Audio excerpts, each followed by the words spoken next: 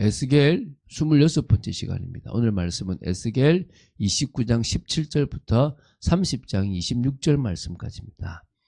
에스겔 29장 18절부터 20절 말씀을 합독하고 에스겔 29장 17절부터 30장 26절 말씀까지를 보도록 하겠습니다. 그러면 에스겔 29장 18절부터 20절 말씀을 한 목소리로 합독하겠습니다. 인자야, 바벨론의 느부갓네살 왕이 그의 군대로 두로를 치게 할 때에 크게 수고하여 모든 머리털이 무질어졌고 모든 어깨가 벗어졌으나 그와 군대가 그 수고한 대가를 두루에서 얻지 못하였느니라. 그러므로 주 여호와께서 이같이 말씀하셨느니라. 내가 애굽 땅을 바벨론의 느부갓네살 왕에게 넘기리니 그가 그 무리를 잡아가며 물건을 노력하며 빼앗아갈 것이라. 이것이 그 군대의 보상이 되리라. 그들의 수고는 나를 위하여 함인즉 그 대가로 내가 애굽 땅을 그에게 주었느니라. 주 여호와의 말씀이니라. 아멘. 여러분 오늘 말씀 이해되십니까? 두로를 치는데 뭐 남은 게 없대요. 그래가지고 두로를 치고 나서 이제는 애굽을 내가 이렇게 노력물로 주겠다라고 이렇게 하시는 부분인데요. 자, 내용을 보겠습니다. 자, 25장부터 32장까지는 남유다 주변 나라들에 대한 심판입니다. 자, 그 중에서 29장부터 32장은 남유다 주변 나라들 중에서 마지막 7번째 나라인 애굽에 대한 심판 예언입니다.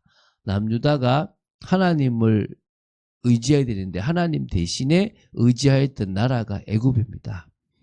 그래서 이 나라에 대한 일련의 심판 예언 모음집이라고 보시면 됩니다. 이 애굽에 대한 일련의 심판 예언은 6차례가 진행되었다고 말씀드렸습니다. 이들 예언은 연대기 순서로 따르지 않고 그냥 이 에스겔이 하나님에 의해서 의도적으로 이렇게 재배열을 했다라고 보시면 됩니다. 그중에서 오늘 보게 될 에스겔 29장 17절부터 30장 26절은요.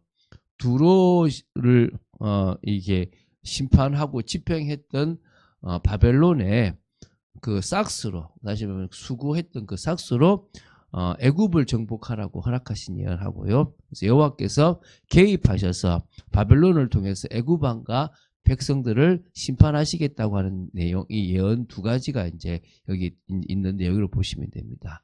길지만 좀 차분하게 봐 나가도록 하겠습니다. 첫 번째가 에스겔 27장 17절부터 30장 19절 말씀까지입니다. 먼저 17절을 보겠습니다.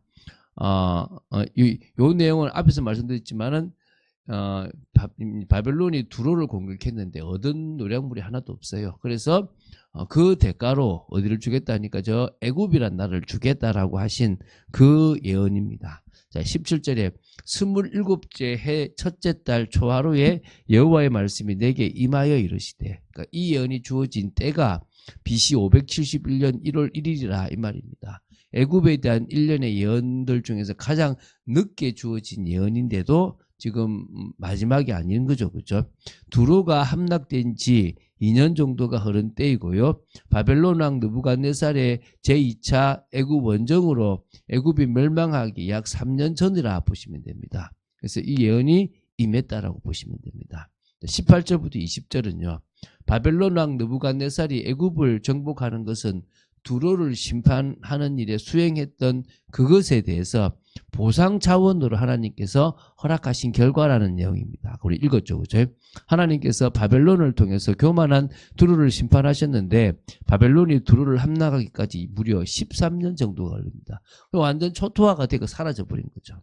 예, 그러나 그동안 바벨론 군대는 엄청난 수고를 했고 고통을 감수해야 됐습니다. 예, 그런데도 바벨론 군대는 두로를 함락시키실 때 얻게 될 이 전리품을 생각하며 그 모든 수고를 참았어요. 감수했는데 막상 들어가 보니까 아무것도 얻을 게 없었던 겁니다. 왜냐하면 두로 사람들이 이미 그들의 소유를 해외로 빼돌렸던 게 첫 번째고 13년간의 전쟁을 수행하는 기간 동안에 많은 군비를 소유했기 때문도 있다는 겁니다. 그래서 들어가서 아무것도 얻지 못했는데 하나님의 일을 했던 바벨론이라는 나라의 그 수고의 대가로 애굽 침공을 허락하셨다는 것입니다. 그게 주 내용입니다. 그래서 하나님께서 바벨론이 애굽을 침공하기를 허락하셨던 궁극적 목적은 물론 아까처럼 보상 차원도 있지만 애굽에 이 교만함이 있다는 겁니다. 애굽 왕과 애굽의 나라들의 교만함을 심판하는 겁니다. 그래서 이 두 가지 의미가 다 들어가 있다고 보시면 됩니다. 21절은 일종의 어떤 삽입한 내용인데요. 그 날에 나는 이스라엘 족속에게 한 뿔이 돋아나게 하고 나는 또 내가 그들 가운데에서 입을 열게 하리니 내가 여호와인 줄을 그들이 알리라. 애굽을 심판하는 날 이스라엘 족속에게서 한 뿔이 돋아나게 하실 것이다. 이 말은 결국은 하나님께서 애굽으로 상징되는 선민의 모든 원수들을 심판하시는 날 메시아를 통해서 당신의 백성의 나라를 일으켜 세우고 번성케 하실 것이다. 이제 이런 의미로 보시면 되겠죠. 30장 1절부터 19절은 바벨론을 통해서 애굽과 그 동맹국들에 대한 심판을 사중적으로 예언했다라고 보시면 됩니다. 1절부터 5절이 이제 첫 번째인데요. 애굽에 대한 심판이 임박했다라는 예언입니다. 그래서 애굽인들이 통곡하면서 슬프다 이날이여 라고 할 거라고 나오고요. 4절에 애굽에 칼이 임했다. 그리고 애굽의 무리가 잡혀가며 그 터가 흘릴 것이고 백성들이 함께 칼에 엎드려질 것이다 라고 아주 상세하게 그 나라에 대한 예언, 애굽이 망하기 전에 애굽에 대한 예언을 이 이스라엘 백성들에게 알려주는 겁니다. 왜죠? 이렇게 망할 것이고 슬퍼할 거라는 것을 볼 거라는, 나중에 알게 될 거란 거 아닙니까? 그렇죠. 6절부터 이제 9절이 두 번째 예언입니다. 애굽이 이제 무너져 버리고요. 또 황폐하게 될 것이다라는 예언입니다. 애굽을 붙들어주는 자가 엎드러질 것이고 교만한 권세도 낮아질 것이라고 하는 겁니다. 모든 나라가 칼에 다 엎드러질 것이고 황폐한 나라들 같이 황폐해질 것이다. 사막이 될 정도로 무너진다는 겁니다. 그래서 애굽인들이 지금 이 말씀을 선포하는 여호와를 하나님을 여호와로 알게 될 것이다라는 겁니다. 10절부터 12절이 이제 세 번째 예언입니다. 바벨론에 의해서 애굽인들이 살육을 당할 것이라는 예언입니다. 바벨론의 느부갓네살 왕의 손으로 애굽의 무리들을 끊어버리시겠다는 겁니다. 죽임당한 자로 땅에 가득하게 하시겠다는 거죠. 그 모든 강을 마르게 하고 땅을 악인의 손에 팔고 모든 것을 황폐하게 하시겠다라고 말씀하셨습니다. 13절부터 19절은 이제 네 번째 예언입니다. 그래서 사중이죠. 네 번째로 지금 이 애굽인들, 바로왕이 망할 것을 예언한 거죠. 여호와께서 애굽의 심판을 직접 주도하시겠다는 거예요. 사람에게 바벨론이라는 나라에 시키지만 사실은 그걸 주도하시는 분이 여호와 하나님이라는 겁니다. 여호와 하나님께서 친히 우상들을 없애고 애굽 땅에서 왕이 다시 나지 못하게 하시겠다는 겁니다. 여호와의 분노를 애굽의 견고한 성읍 신에 쏟고 애굽에 불을 일으키시겠다고 하셨습니다. 여호와께서 친히 애굽을 심판하시겠다는 겁니다. 결국 내가 여호와인 줄을 그들이 알게 하시겠다는 거예요. 여러분, 우리 속에서 우상을 제거하고 악을 제거하며 하나님의 말씀으로서는 여러분 되시기를 바랍니다. 하나님께서는 온 천하를 주권적으로 통치하시는 분이십니다. 세상의 역사가 이렇게 역사가들이 볼 때 바벨론이 애굽을 침공한 것은 바벨론의 패권주의에서 비롯되었다라고 보겠죠. 근데 성경은 뭐라 합니까? 바벨론이 애굽을 침공한 것은 애굽의 교만이 첫 번째 원인이고 두로를 심판했던 결과의 보상이다. 그게 허락하셨다. 그게 하나님의 섭니다. 무엇이 맞습니까? 저는 이 성경이 맞다고 믿습니다. 여러분, 이 바벨론이 애굽을 침공하기 전에 이미 이 예언이 주어진 사실이기 때문에 결코 부인할 수 없습니다. 두 번째로 볼 부분이 에스겔 30장이 20절부터 26절입니다.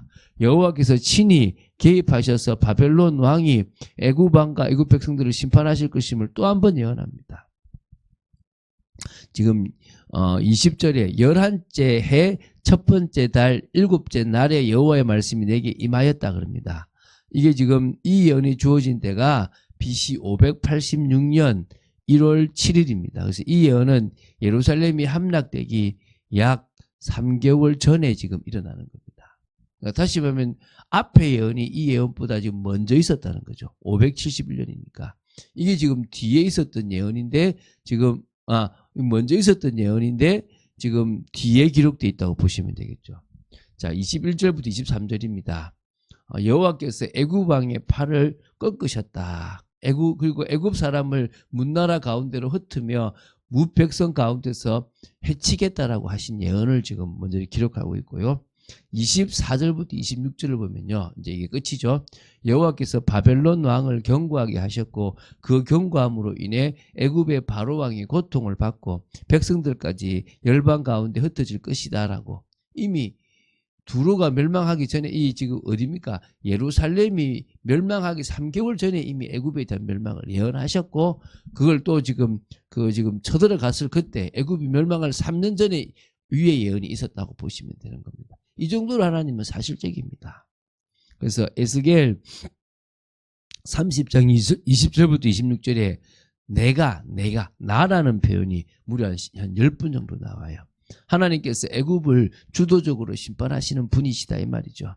그래서 사람이 볼 때는 애굽을 심판하는 주체가 바벨론이지만 실제적으로는 하나님이 세상의 주권자이시기 때문에 하나님께서 애굽을 심판하시고 세상을 심판하신다는 겁니다. 바벨론 왕은 단지 하나님의 심판을 대행하는 도구일 뿐이다라고 보시면 됩니다. 이처럼 세상 모든 일에 실제적인 섭리의 배후에는 하나님의 역사와 섭리가 있다라는 사실을 기억해야 됩니다. 그래서 우리는 그 모든 것에 인도를 받아야 되겠죠. 에스겔서를 이렇게 구체적으로 봐나갈 수 있다는 게 감사하고요. 물론 좀 더 짧게 읽어 나가면 좋겠지만 굳이 그럴 필요는 없고요. 우리가 이 성경 말씀을 이렇게 구체적으로 이렇게 좀 나름대로 이렇게 전체적인 맥락을 보면서 이해될 줄은 믿습니다. 우리 참빛교회는 이런 가운데서 주를 본받는 자가 되어야 될 줄로 믿습니다. 주님의 말씀에 진정으로 순종하는 자가 되어야 될 줄로 믿습니다. 하나님 말씀을 따라가는, 그래서 하나님께서 예루살렘 교회와 안디옥 교회 그리고 지금 데살로니가 교회 같은 이 교회들을 주시면서 우리가 지금 이 교회로 변화되어져 가고 있다는 것에 감사할 수밖에 없겠죠. 그런 의미에서 우리가 끝까지 주를 본받는 참빛교회로 인도받는 축복이 있어야 될 줄로 믿습니다. 그런 응답을 받게 되기를 주 예수 그리스도 이름으로 축원드립니다. 주는 그리스도시요 살아계신 하나님의 아들이심을 고백합니다. 감사합니다. 아버지 하나님, 모든 역사의 실제적인 주권자가 주님이심에 감사를 드립니다. 그래서 우리가 이 세상 것을 보고 갈등하거나 고민하지 않게 하시고 오히려 하나님께서 세상의 패권까지 그 패권주의나 그 모든 나라들까지 활용하시며 당신의 뜻을 이루시는 참 하나님이심을 믿습니다. 하나님, 저희들이 그 하나님을 온전히 의지하고 또 하나님의 역사 속에 있는 사실적인 축복이 있도록 지켜주시고 오히려 저희들 속에 주를 본받는 사실적인 마음이 더 깊이 더 사실적으로 있도록 지켜주시옵소서. 사랑합니다. 은혜 속에 있도록 지켜주시옵소서. 주 예수 그리스도 이름으로 기도드립니다. 아멘.